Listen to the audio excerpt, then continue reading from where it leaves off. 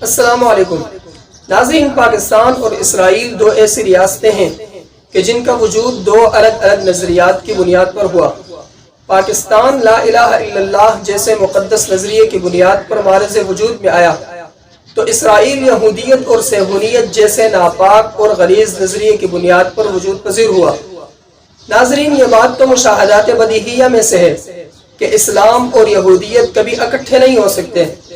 یہی وجہ ہے کہ ایک طرف اسلام کے نام پر بننے والا ملک پاکستان امن و سلامتی کا مظہر ہے تو دوسری جانب دہشت گردی اور بدامنی عالم استعمار کے سر چشمہ اسلام دشمن اسرائیلی ریاست کا جزو لا ينفك بن چکا ہے۔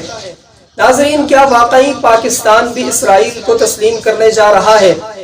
نیو ورلڈ آرڈر کیا ہے اور پاکستان سے اسرائیل آخرکار اتنا خائف کیوں ہے؟ یہ تمام تر تحقیقات جاننے کے لیے دیکھیے ہماری یہ رپورٹ۔ اسرائیل اور پاکستان دو ایسی ریاستیں ہیں جو دو الگ الگ نظریات پر بنی ہیں۔ پاکستان اسلام کے نظریے پر جبکہ اسرائیل یہودیت اور صہیونیت کے نظریے پر معرض وجود میں آیا۔ ناظرین، یہ دونوں نظریات ایک دوسرے کے مقابل اور متضاد ہیں اور ان کا ٹکراؤ ہر دور میں رہا ہے۔ قیام پاکستان کے اوائل میں ہی اس بات کا اعلان کر دیا گیا تھا کہ پاکستان اسرائیل جیسی متنازع سلطنت کو کبھی بھی تسلیم نہیں کرے گا، اور یہ الفاظ کسی اور کے نہیں بلکہ بانی پاکستان قائد اعظم محمد علی جناح کے تھے۔ ناظرین، پہلے دن سے ہی اسرائیل پاکستان سے خائف تھا کیونکہ پاکستان کا وجود اس کے لیے باعث تسلیم نہیں تھا۔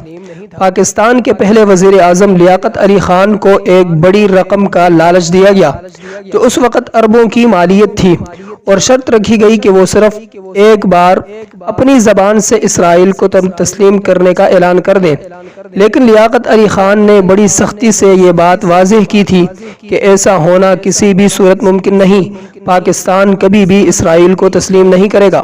ناظرین، اب سوال یہ اٹھتا ہے کہ اسرائیل کو ایسی بھی کیا آفت آ پڑی تھی کہ ساری دنیا کو چھوڑ کر صرف پاکستان سے ہی کیوں خود کو تسلیم کروا رہا تھا؟ پاکستان بننے سے چند سال قبل اسرائیل کے صدر نے اپنی قوم سے گفتگو کرتے ہوئے کہا کہ تمہیں عربوں سے کوئی خطرہ نہیں، تمہیں خطرہ صرف پاکستان سے ہے، پاکستان کے وجود کو مٹانا ہوگا۔ ناظرین، اب سوال یہ اٹھتا ہے کہ آخر اس وقت ایک غریب، پریشان اور سینکڑوں مسائل سے دوچار لٹے پٹے اس ملک سے کسی کو کیا خطرہ ہو سکتا تھا؟ اس وقت پاکستان کے پاس کوئی جدید ہتھیار بھی نہیں تھے اور نہ ہی ایٹم بم کا تصور تھا، جبکہ عرب ممالک تو اس وقت بھی تیل اور دیگر قدرتی وسائل سے مالا مال تھے اور اسرائیل کو ٹکر دینے کی پوزیشن میں بھی تھے، لیکن اسرائیل کی کمال چالاکی سے ان کی حکمرانی میں عیاشی اور فحاشی کا ایسا زہر سرایت کر آیا کہ وہ اسرائیل کے خلاف بولنا بھی بکواس سمجھنے لگے۔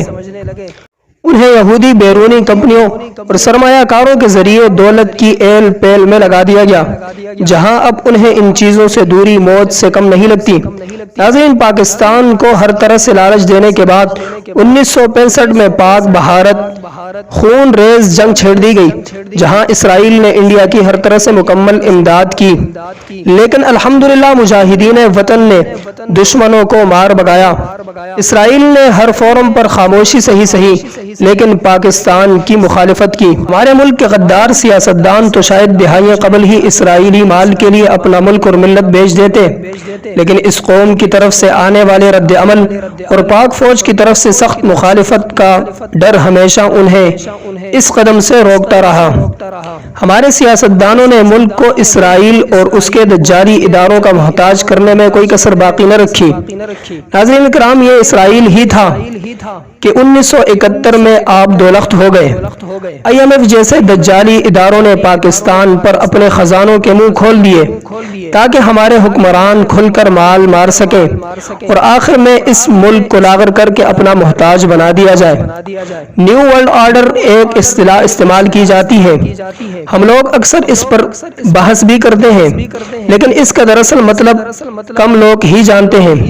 دراصل نیو ورلڈ آرڈر ہی بنیادی وجہ ہے کہ یہودی پاکستان جیسی ریاست کے پیچھے پڑے ہیں کہ کچھ بھی ہو لیکن پاکستان ہمیں تسلیم کر لے۔ ناظرین، نیو ورلڈ آرڈر ہی ایک ایسا نظریہ ہے جو کہ ایک مذہب بن چکا ہے جس میں صرف دجال کی حاکمیت ہے اور یہودی جو چاہیں وہ وہی کریں گے۔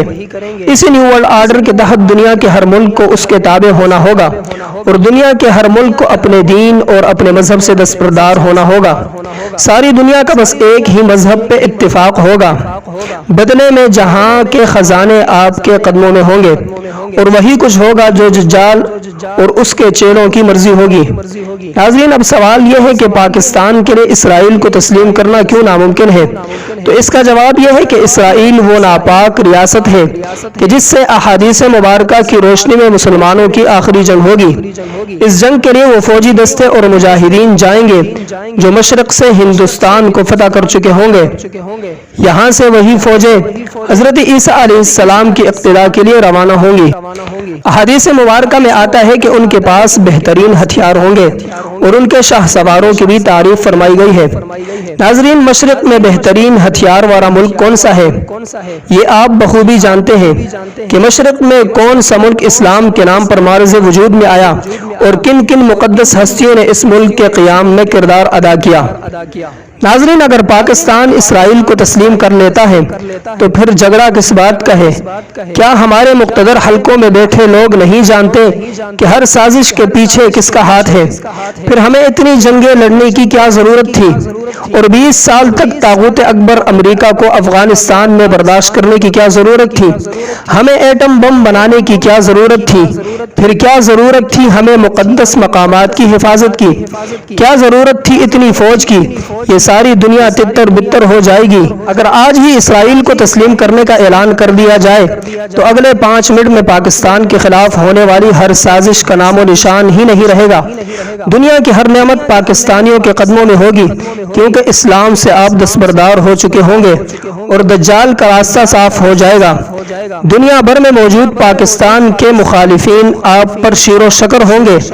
اگر پاکستان اسرائیل کو تسلیم کرتا ہے تو یہودی نیو ورلڈ آرڈر میں کامیاب ہو جائیں گے۔ ناظرین، صرف پاکستان ہی واحد ملک ہے جو اسرائیل کی کارستانیوں کو تسلیم نہیں کرتا۔ اگر وہ بھی انہیں تسلیم کر لے تو پیچھے بچا ہی کیا؟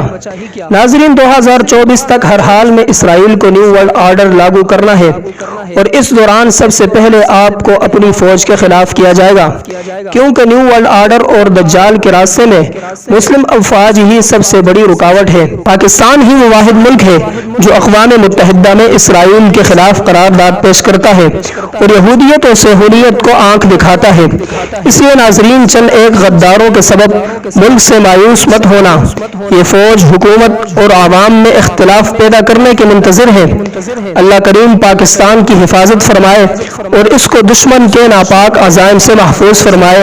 ناظرین، دشمن کے ارادوں کو بے نقاب کرنے کے لیے اس پیغام کو آگے ضرور شیئر کریں اور مسلم امہ کی آواز بننے میں ہمارے دست و بازو بنے۔